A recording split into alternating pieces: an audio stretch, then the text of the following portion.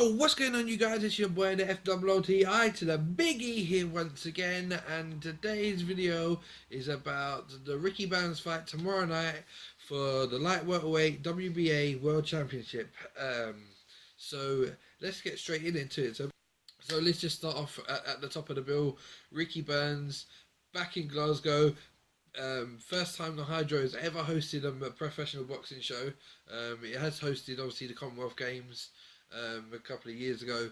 So yeah, but it's just the first professional fight being hosted at the Hydro, and what a bigger way to do it than Ricky Burns, Scotland's own, going for his third world title at a third weight class.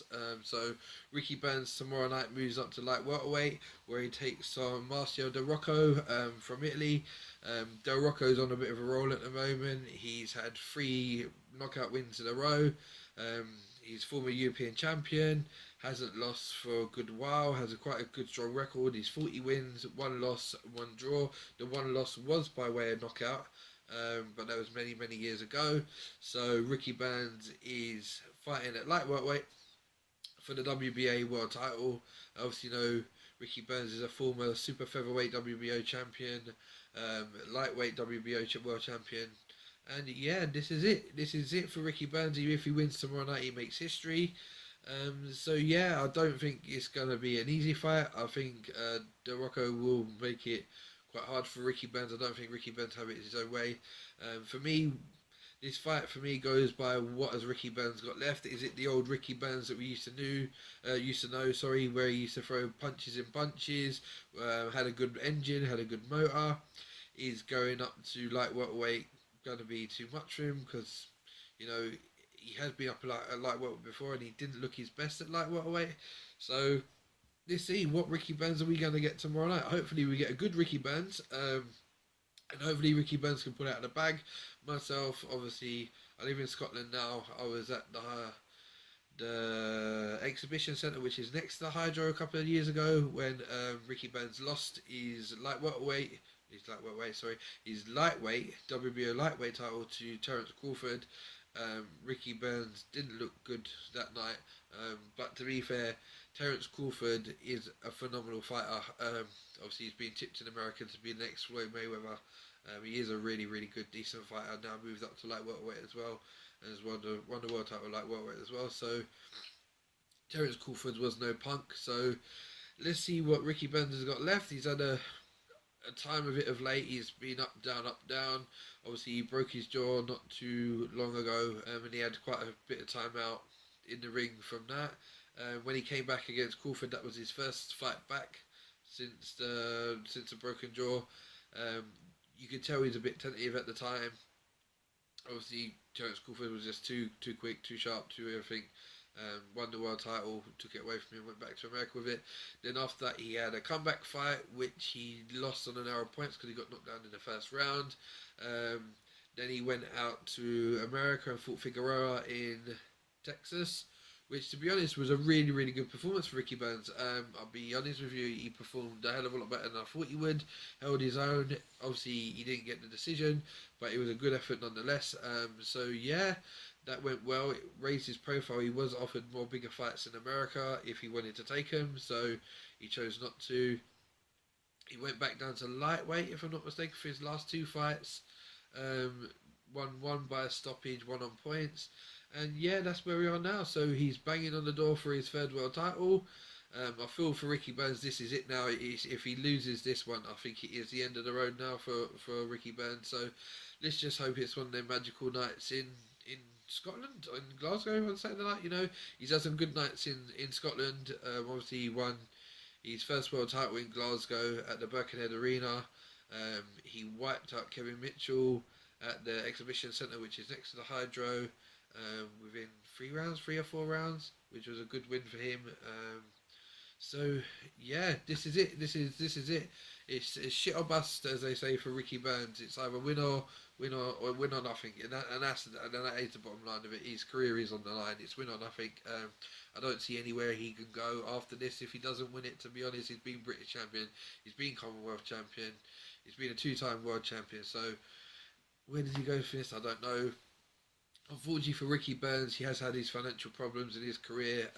Obviously, Frank Warren did do him some dodgy numbers and took a lot of money from him over the years. So he's had these problems outside the ring. So it's a shame that as someone with Ricky Burns who's achieved so much, he's still going now. But you know, this fight is a big fight. If he wins this, it'll put him in the position for some big fights. He can make decent paydays. He can look after his young family and whatnot, and ride off into the sunset and live well. So yeah, this fingers crossed for Ricky Burns on Saturday night. So yeah, so the weigh-in was today. Burns weighed in at 9 stone 13 pounds, which was 2 pounds underneath the limit because he had to be. It was a 10 stone limit, so you know, so he was well under. Marcel Del Rocco weighed in bang on the weight limit at 10 stone, so he came in a bit more heavier. He'll probably be a bit bigger on the night once he rehydrates. I don't think Ricky is going to rehydrate that high, to be honest. Obviously, he's not.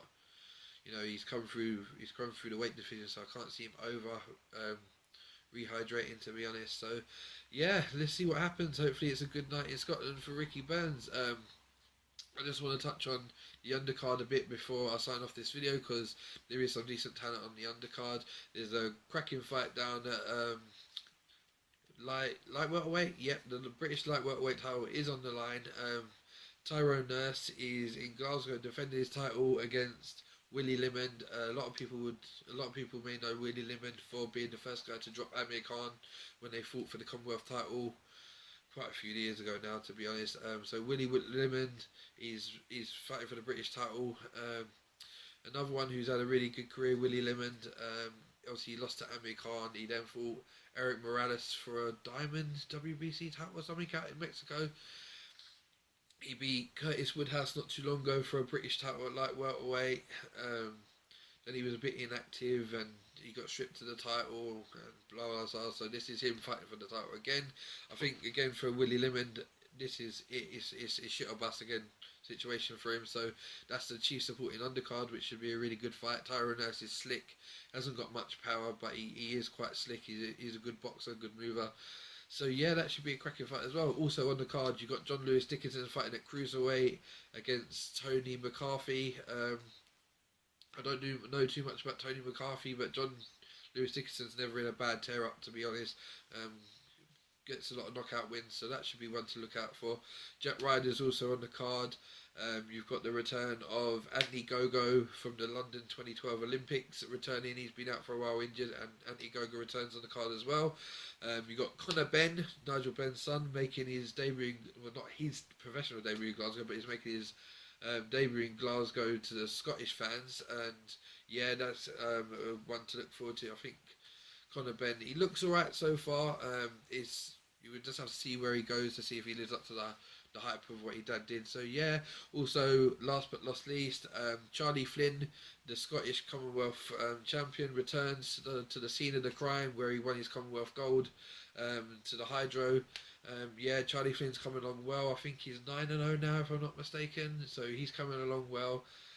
So yeah, the future's bright. There's a lot of other Scottish talent on the card tomorrow night. So yeah, so we got that to look forward to. All the action starts at 8 o'clock tomorrow night on Sky Sports 1. Obviously, Ricky Burns top of the bill. That'll probably be around about the 10, 11 o'clock mark. So let's hope Ricky Burns can do it. Let's hope he makes history, becomes the first ever Scottish freeweight world champion. You know, if he does, the Hall of Fame, he's got to be Hall of Fame bound, surely, and he'll go down as a national icon if he does it. So, yeah, I've been a fan of Ricky Burns for many years, so let's just keep our fingers crossed so he can put it out the bag. So, I just wanted to give you guys a quick preview of the boxing this weekend. Obviously, Sunday night, you got Tony Bellew fighting for the WBC Cruiserweight title at Goodison Park in Everton. So, I might do a video on that, maybe tomorrow night after the Ricky Burns fight or just before it. I might do a preview video for that, I'm not too sure. If not, I might just wait till Monday night and I'll do a review of Ricky Burns' fight and the Bellew fight on Monday night for you guys. So yeah guys, I hope you enjoyed the boxing show on Saturday night if you got Sky Sports, and yeah, and enjoy the action, and also don't forget Sunday night as well, sorry. So yeah, this was your boy, the FWLTI to the big E again, signing off. Remember to do all the lovely stuff like subscribe, share, all that business. Give it a thumbs up if you made it to the end of the video, so I know who made it to the end, guys. And please, I can't thank you enough for everyone who's viewed my videos over the past 3 weeks since I started doing YouTube, man. It's been amazing. um, and you guys watching is what's keeping me going, you know. So yeah, so like, subscribe, all that good stuff.